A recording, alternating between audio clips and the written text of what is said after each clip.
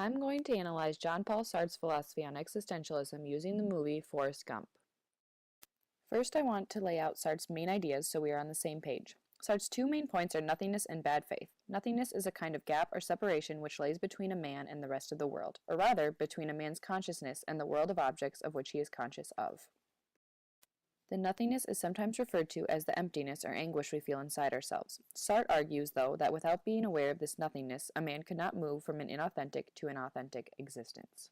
Because human beings have this consciousness, or nothingness as Sartre calls it, he classifies us as beings for ourselves. This means that we are conscious of ourselves and that we are different from other people. Therefore, through this conscious awareness, we can see the difference between ourselves and our world. Because we let these objects interfere with our true path, we are acting in bad faith. Bad faith is the way that we deal with the anguish we feel from the nothingness inside of us. A person acting in bad faith is trying to portray a persona that they are not, ultimately leading them to live an inauthentic life. This act of running away from the nothingness is pointless because essentially man is trying to flee itself and the anguish of total freedom. Beings for themselves are simply constituted free and cannot get out of it, but bad faith is one of their methods for trying to do so. Even men who stay true and honest to themselves and act in so-called good faith are still acting in bad faith because they are trying to distract themselves from the nothingness. Now, to make sense of all this, let's compare Sartre's ideas to Forrest Gump. Jenny is a perfect representation of bad faith. Here she starts off innocent, but soon assumes the roles she thinks she has to fit. As Jenny enters college, she assumes her new role as a mature woman. As she grows into her sexuality, she poses for Playboy because she believes the only way to become a grown woman is to be seen as a sex item. As the United States moves into the Vietnam War, Jenny drops her college schoolgirl look and adopts the up-and-coming trend of the hippie era. She fully commits to the look and life of the anti-Vietnam War protester and becomes a member of the Black Panther Party, along with succumbing further into a life of drugs and prostitution. Jenny realizes this take on life isn't getting her far, so she returns back home and adopts her more authentic life that she initially had with Forrest. Because they now have a kid together, she is willing to take responsibility and act in good faith, but at the same time, she is still just assuming the role of a mother. Now that we've examined that Jenny acts in bad faith throughout her entire life to ease her anguish at the nothingness inside of her, let's examine Forrest. Forrest is a perfect example for a being for themselves because he is conscious that he is different from other people, starting from when he's really young and has leg braces.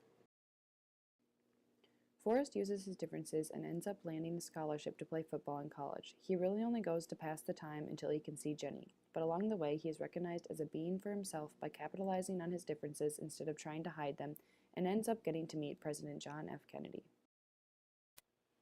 The U.S. enters the Vietnam War and Forrest decides to enlist. He doesn't know what else to do with his life while he waits for Jenny, so he acts in bad faith once again, entering the cycle to distract himself from the nothingness.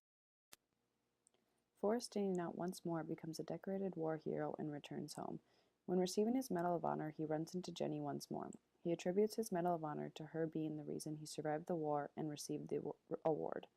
He's constantly acting in good faith, giving Jenny the credit for his distractions from the nothingness. Forrest believes his destiny is to be with Jenny, so at the times in his life that he isn't with her, he is practicing bad faith. He fills the emptiness with distractions like playing ping pong and taking up the position of a shrimp boat captain just to pass the time.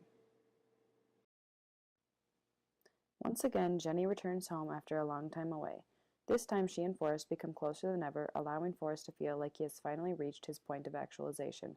But once again, she cannot stay and continues to flee her own nothingness, in turn leaving Forrest to feel empty once more.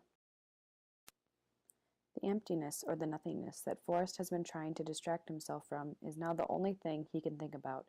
His only escape is to run, or flee from the fact that Jenny won't be with him.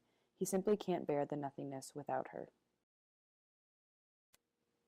When Jenny returns back home, she calls on Forrest. He gladly welcomes her with open arms because he has been waiting for this his whole life.